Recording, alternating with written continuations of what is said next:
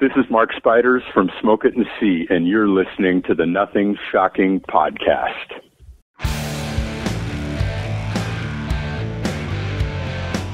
Want to know what's going on in the world of music? Then tune in to the Nothing Shocking Podcast, a non-genre based, all ages friendly rock and roll program.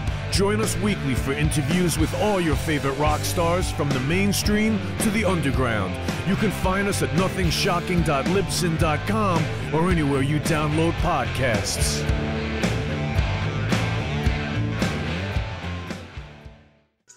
We're putting the band back together. The numbers all go to 11. I'm talking about bands that rock. Led Zeppelin. What about Sabbath? AC/DC. Motorhead. Does that mean it's louder? Is it any louder? Well, it's one louder, isn't it? We're not worthy! We're not worthy! Why don't you just make 10 louder and make 10 be the top number and make that a little louder? These go to 11. I get up off the ground and raise my head. Days like this, think I should be dead. One for Satan, two for me. Let's cheat the devil, it's fun, don't you agree? Welcome to the Nothing Shocking Podcast. I'm your co-host, Jeff Antita, and with me in Dog Bowl Studios is Coach Nez. You can find the Nothing Shocking Podcast on Libsyn or any podcatchers. Like our Facebook page or follow us on X at No Shock Pod. You can also find the Nothing Shocking Podcast on Rock Rage Radio every Sunday morning at 7 a.m. Central Time. Our sponsor is Ragged Records, located in downtown Rock Island, Illinois, and downtown Davenport, Iowa. We'd like to thank the Hong Kong Sleepover for allowing us to use their music for our intro and bumper ending. Tonight's guest is Mark Spiders of Smoke It and See. Yeah, formerly of Willard. Yeah. What's he promoting? They got a new 5-song EP, Yes. self-titled, and then they have a new 7-inch single with Rockstar and Room909 on it. The band Smoke It and See is half members from Willard and half members from Green Apple Quickstep from back in the day. Yeah, he was a great guest. Let's get to that interview. All right, good night. Good night.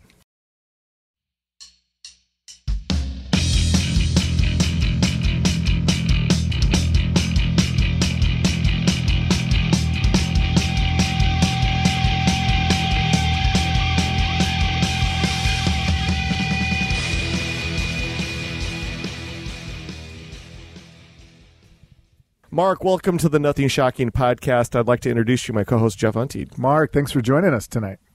Hey, guys. Thanks for having me on. Well, we're excited to have you. I know we were supposed to have you back in the late summer, early fall. Tragedy struck, but we're glad we finally got you on. So let's get right into this.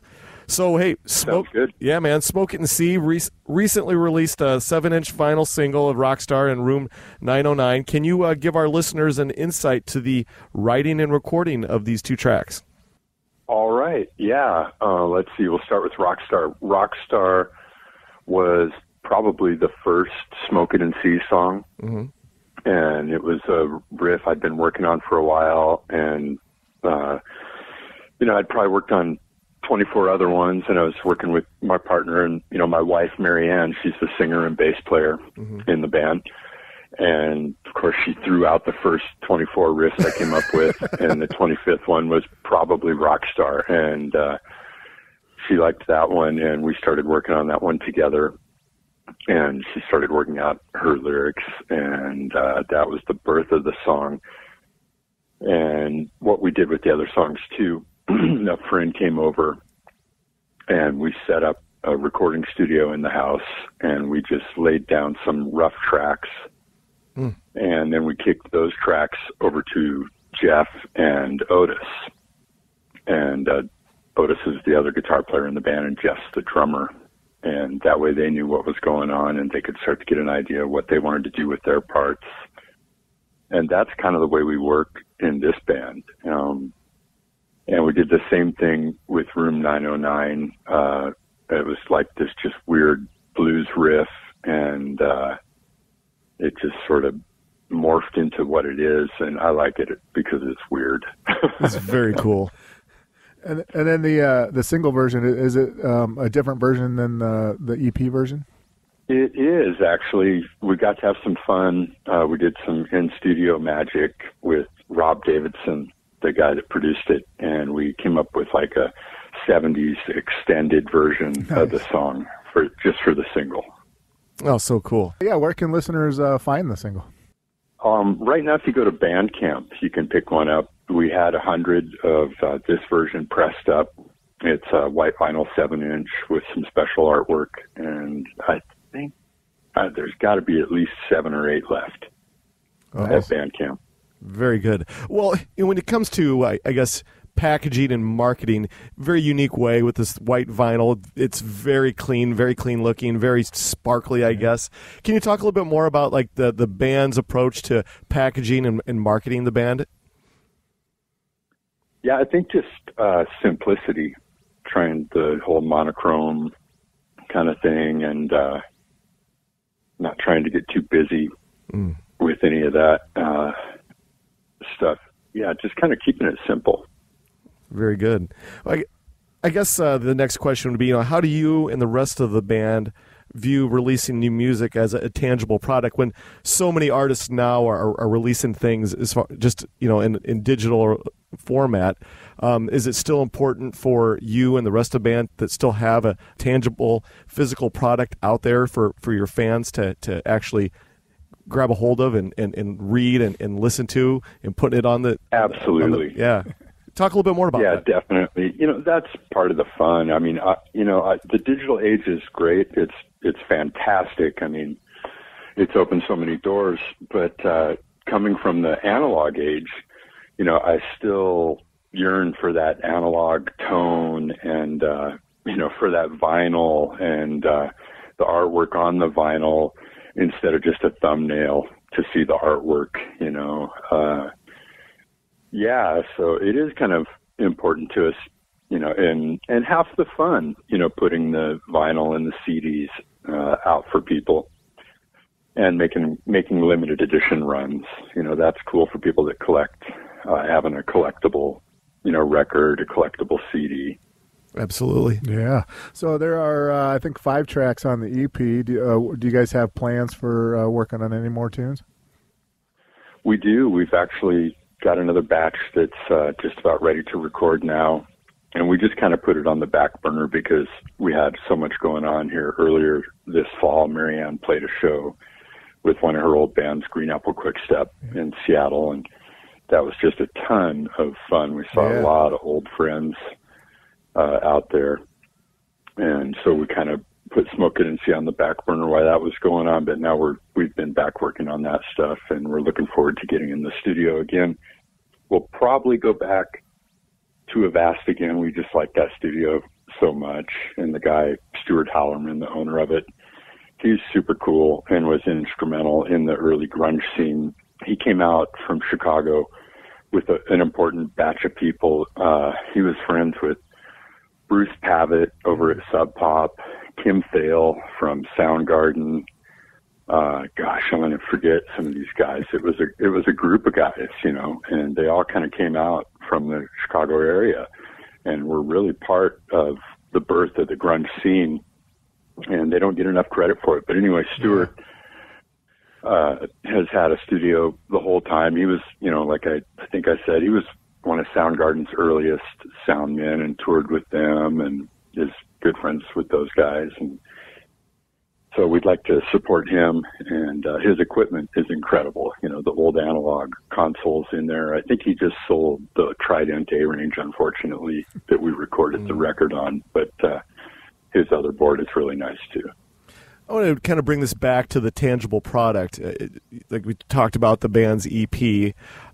For you and the rest of the band, is the EP format kind of the preference for you and the band as far as when you're releasing tangible music to release it on an EP opposed to trying to push out an LP of some type? I guess where is the band at right now as far as functionality goes and something like that? Yeah, I think the EP thing is cool, and it's better to do that than to try and push out a 12-inch, or a full-length record that's maybe not going to have as great a songs. I think it's better to focus on the good songs and release less material than puke out a bunch of material that's maybe not so great. And And the reason we went with the EP format, it was kind of an economics thing too. You know, I looked back at when we had one of our early bands, Willard, Otis and I played in Seattle during the grunge days. And when we did our EP back then for Green Gel Records, you know, we went into the studio and basically laid all the tracks down in a day and then came back and mixed it in a day. And I was like, you know, we did that on that project. We could do the same thing with this. And it worked out great. We went in there, we were prepared, you know, we'd rehearsed the material, and that's exactly what we did. We just recorded for a day, basically, and then got back together with Rob and did some mixing, and we're really happy with the product. We'll probably do the same thing again and release another EP. Maybe we'll mix it up and do a full length later with some different versions, some kind of collectible release. Oh, fantastic. Well, yeah, can you talk a little bit more about in the studio? Because, you know, today a lot of bands we talk to, they just, you know, we send each other the tracks through the airwaves and stuff. But, you know, it kind of sounds like you guys are getting in the studio together and working out the songs. Can you talk a little bit about that experience? You bet. You know, the studio, as far as recording, you know, I mean, it's great, the DIY atmosphere that we live in now, where, you know, anybody can record. You can record anywhere. You know, you don't even really need a recording studio anymore if you know what you're doing, and that's fantastic. I think it allows so much art to be out there. But I still love to use an old style studio and get in there and get those analog tones and spend time with the people in the room. You know, there's some kind of magic that happens during a live recording in a studio when everybody's actually tracking together and you're in there and making it happen. It's just kind of special, rather than, you know, looking at it from a more surgical perspective and everybody just recording a track and then just having it all, you know, put together later. So yeah, I'm into the studio aspect of it. Nice. I like that, the human aspect of that. Yeah. As far as songwriting goes, is it a collaborative effort within the band, or does the band have a focal songwriter? Or I guess kind of tell us a little bit more about the songwriting process for you guys. Yeah, I think it's really left up to everybody. It's not like a solo project for anybody or anything.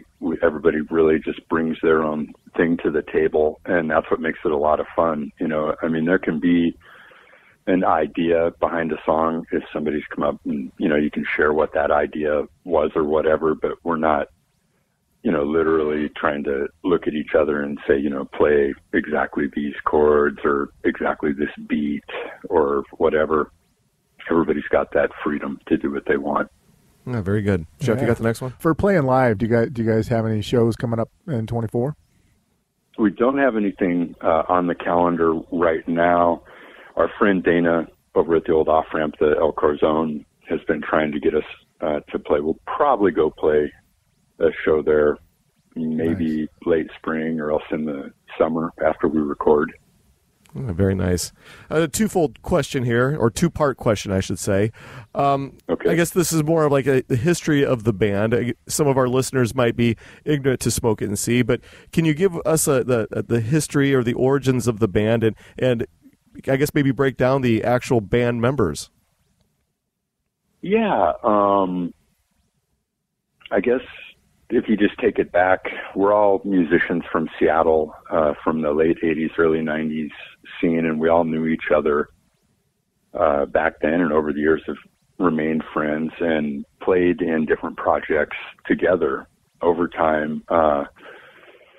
Back in, late 80s, Marianne and I had a band together called Bath Crashing Spiders, and it was like psychedelic, pre-grunge, kind of heavy rock and roll stuff, and we were doing that. And then I met Otis Piotis, and he and I started playing in a band called Snuff at that point, which was an early punk rock, pre-grunge kind of band in 1988, 1989 or so. And then Marianne started playing with Big Satan Incorporated at that time, early Seattle band.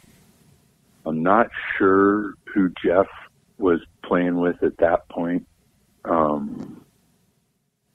have to ask him. But and then let's see, just as the years wore by, Otis and I played in a couple different bands together. Then Sunshine and Ditch Witch, which Tad Doyle from Tad played in that band with us. And then we started Willard, which we kind of stole Tad's drummer Steve Weed. We didn't really steal him; he just left the band, but he joined our band then. And at that time, Marianne had moved on to another Seattle band called Sledge, and then she'd been asked to play with these guys from Inspector Love and the Ride Me Babies. Their bass player had quit, and so she started playing with them. And then they renamed as Green Apple Quickstep. Yeah. So now we're into the early 90s. Marianne had reason to get a new drummer, and they brought in Jeff Redding, and he worked on Green Apple's third record with those guys. He came on board around then, and he's in their kid video with them. Otis and I remained friends over the years, played in various other projects, and same with Marianne and Jeff. And then Marianne and I were like, we should really, work on a new band together. We've been jamming on this stuff, working on this material, and so we did. We started taking it a little more serious and working on more material. And we were like, well, who should we bring on board? And my first choice was Otis. He'd been my lead guitar player in, most of the bands I'd played in over the years. And the first person she wanted to bring on board then in the rhythm section on the drums was Jeff.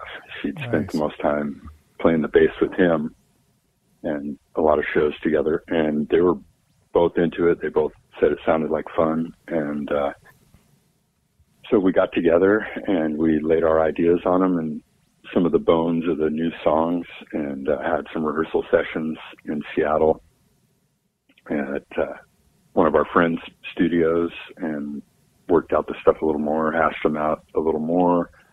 And then, like I said, Marianne and I did some just demo tracks here in the cabin, and then bounced them back over to those guys so they could continue to work out their parts, and then just ended up back in the studio again. Very good. Yeah, that's awesome. Pretty much the birth of Smoke It and See. Marianne came up with that name. Oh, cool. Very cool. A lot of times we ask, the bass player drummer relationship, but you were just kind of alluding to Otis, and you guys are both guitarists. So can you tell us a little bit about how you guys complement each other and contrast?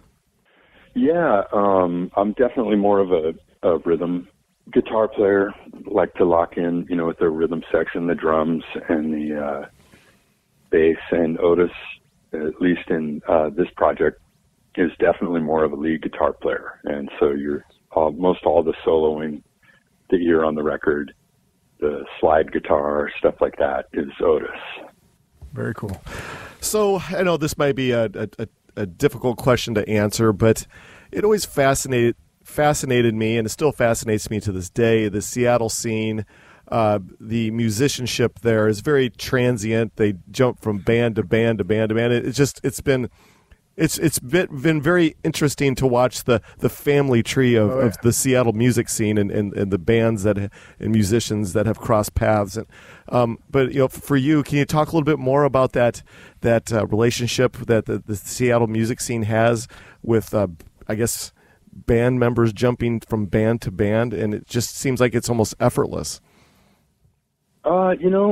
It just depends which band that you're talking about, but I think I know what you mean. Kind of like how, Dan Peters played with the Melvins, yes, early on, and sat in with Nirvana at one point, and Tad Doyle sat in with my band and played drums at one point. Things like that. I think it's just a friendship kind of thing, just rock and roll friendship. It's the people you're hanging out with, the people you're seeing all the time, the people you enjoy jamming with, and say you don't have a particular player, lined up ready to go, or or for some reason they couldn't make it, then other people are always happy to fill in. One of the good ones I thought was great, I don't know if Chris was too happy about it, but was that Soundgarden show at the Crocodile. And Chris didn't show up, and the other Soundgarden guys asked Tad if he wanted to do it, and he said sure. And so Tad sang the vocals that night for the Soundgarden show. I don't know if you guys heard that. I did not. I did not.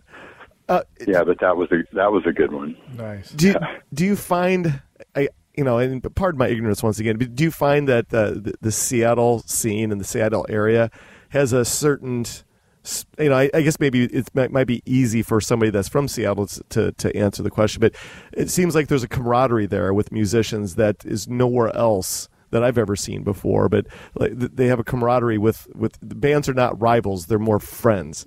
Am I right when I say that?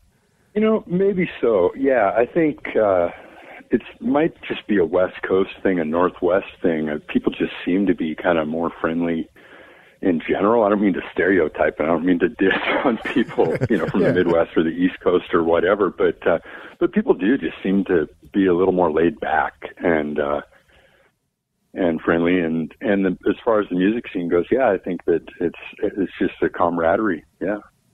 Very cool. Well, can you talk a little bit about your guitar? Do you have a favorite that you use, or do you use a couple different ones? Oh, I do. Yeah, I definitely have a favorite guitar. My favorite one that I've been playing for the past, I guess it's 2 going on 3 years now, is a 1958 Les Paul Jr. Mm-hmm. And it's something I always thought about, but I just never got my hands on one over the years. And one day I'm just browsing the internet and I see this one and I'm like, oh my God, it's god awful metallic green color, which Gibson never did. They never offered one like that. And I kind of laughed about it and I was like, well, it's actually affordable, because it's not a collector grade one with the original paint job on it. And I called up my buddy Otis and, the guitar player, and Smoke It and See with me. And I told him about it, and he's like, oh, yeah, that thing, I've seen that. And I was wondering if he'd be interested in it, because he likes, nice Gibson guitars, too, and the tone you can get out of that old tone wood. And he passed on it, and it was just killing me. And I thought about it, and it was still available. And I bought it off the internet, which was a big gamble, because you don't get to play the guitar. You're just trusting the guy who's selling it to you. Mm-hmm. And it showed up, and it played fantastic and really blew me away. But the tone wasn't exactly what I was after. Somebody had replaced the P90 pickup over the years with a P90 out of a later guitar.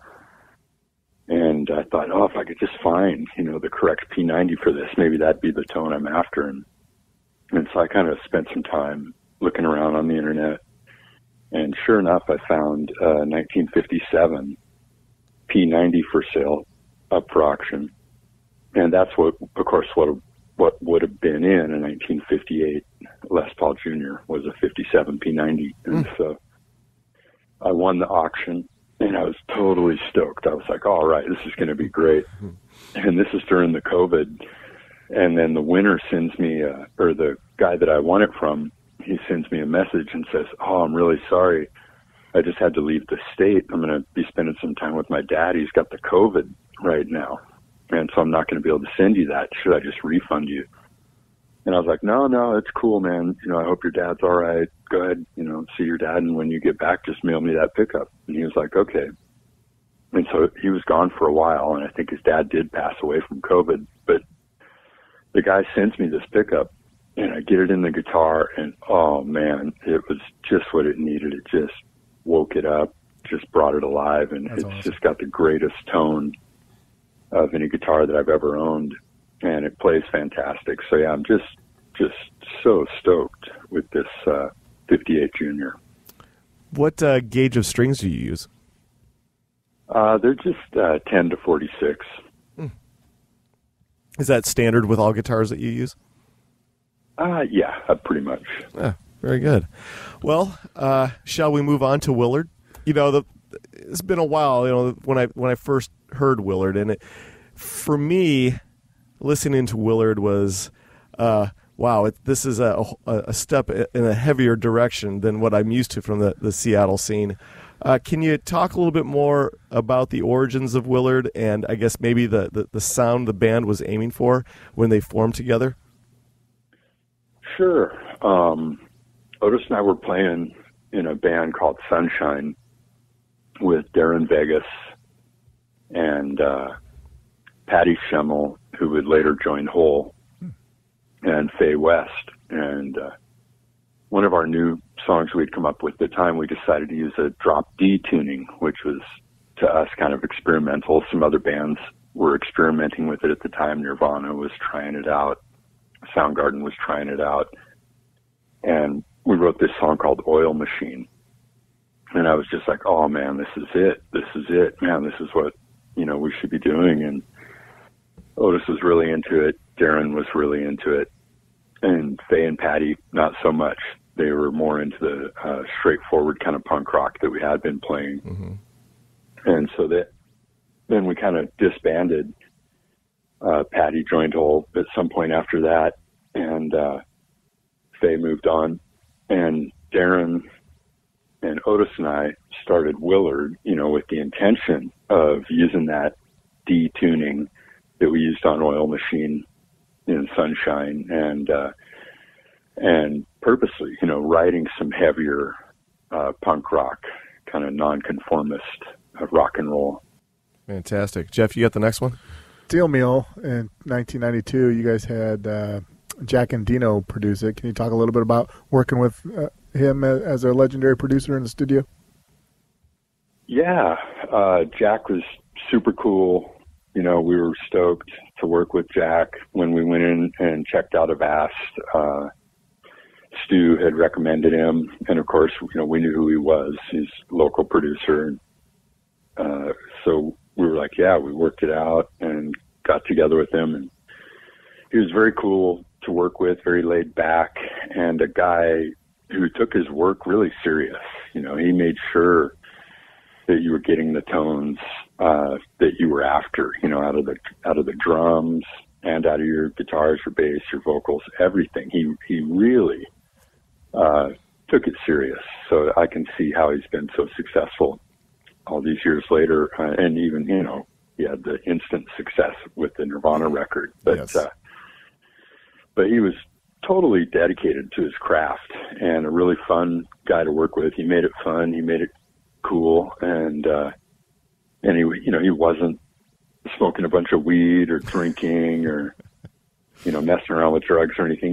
He was really taking it serious, sitting there, drinking his juice and eating his beet chips, and I probably drove him a little bit crazy. I wanted a tracking sheet for the record. I wanted to see just how exactly is Jack, going to dial this stuff in. How is the EQ on the board going to be set when he's mixing this down?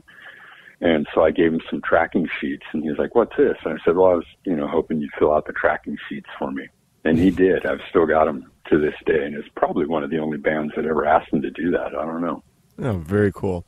Well, you've worked with other producers besides Jack, but can you kind of compare and contrast your time working with Jack in the studio opposed to the other producers that you've worked with? Well, like I say, he took it really serious. He really is into his craft and, went the extra mile. I mean, he would spend, hours tuning the drum kit as opposed to, another producer might not tune the kit at all. He might think, okay, this drummer has the kit tuned, the way he wants it. But Jack was very particular about helping you get the tones that you wanted for the record. Very, very particular. Fantastic. Well, you guys recorded an album in 1993, but it didn't get released until much later, 2018, Underground. Yep. Can you talk a little bit about that process of taking, I think you guys took the 2-inch tapes and made them digital. We've talked to some other artists that have done similar projects like that. Can you talk a little bit about that? We did, and that Jack and Dino's kind of linked into that too, because he's one of the early guys that started baking the 2-inch tapes, so you could restore them and get that material off of there and transfer it to digital. And so he was doing that with Stuart at Avast. So we took the tapes over there to Stuart, and Stuart had the tapes baked and then did the digital transfer process, and transferred them to digital for you so that then you could actually take it in and remix it with Pro Tools. Because back in the day when we had recorded that, there was no Pro Tools. Everything was just analog. Mm. That album, Underground, was released on Black Guitar Records. Can you talk a little bit more about the band's relationship with the label at that time?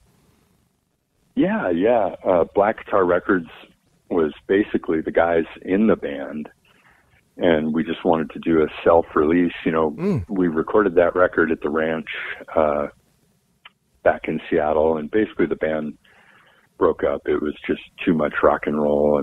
Too much drugs, too much alcohol, just all that, and it had run its course. So, we had been sitting on that material for years, and I was like, man, we should really do something with that before something happens to those tapes. And so we started, our own record label and did the self-release with the Underground record then. Oh, very good. Yeah, is that still available anywhere, or do you guys have thought about doing any re-releases of any of your material? I think it's out of print right now. You can still stream it, but we should talk and see about maybe doing another batch of those. Yeah, that'd be awesome. Well, we're running out of our allotted time for the evening. I have one last question for you, and then we'll leave you alone. Sound good? Okay. All right. Well, I asked this question to all of our guests. The mystery of rock and roll, there's no longer a mystery anymore with the dawning of all the different social medias out there. There's no Zeppelin, there's no Nirvana, there's no mystery of anything anymore. For you, the musician, and the fan of rock and roll, what do you prefer? Do you miss that mystery and mystique that rock and roll once had, or do you like this new age of accessibility? Because let's face it, if we didn't have the internet, we wouldn't be doing this with you tonight. I love that we are doing this, and I love that the internet is there for the great new forms of communication and for people to put their art form out there. But I think that that spirit of rock and roll is still there. And the way people can experience that is they've got to go out and see the live music. They've got to get to the show, go out there and see, their favorite artists actually perform. And then they can see that spark, that synergy. They can see where it all comes from and be part of it, and then have that permanent memory to take that with them. And that's what rock and roll is about. Fantastic. Well, like I said, we're not running out of our allotted time this evening. Is there anything that we left off tonight that you would like to plug or promote? Oh, I just want to tell the young people out there to stay the fuck off fentanyl. It's killing everybody like crazy. I think everybody out here now knows somebody who's been affected by that. And it's not like doing drugs, when I was in my 20s. You had a risk of overdosing, but the fentanyl is a whole new ballgame, and it's, literally hundreds or 1,000 times more deadly than the old drugs were. And so if you're a young person out there and you want to get high, don't use fentanyl. Well said. Thank you so much. Well, this is how things are going to work out. We're about, a week and a half to 2 weeks behind on our episodes. But once this is ready to go, Jeff, the editing wizard over here, will get this all cleaned up for you, and then we'll send it to you. And please share it wherever you possibly can, because we will. Okay. Sound good? Hey, sounds great. Thanks a lot, guys. Hey, it was really cool talking with you. Thank you so much, Mark. Yeah, Mark, thanks for coming on. All right. Thanks, sounds Mark. Great. Take care, guys. Take care. Thanks a lot. Bye-bye. Bye.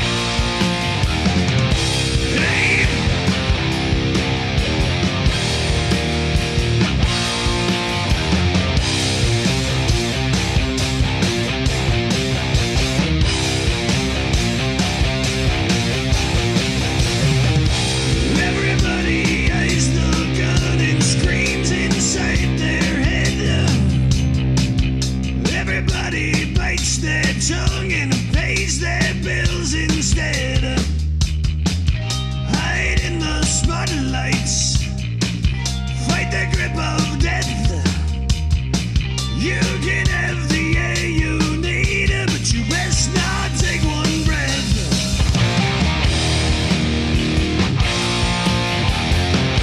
Hey.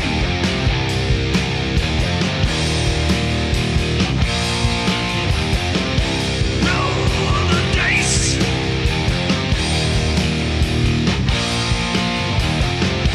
Take your chances.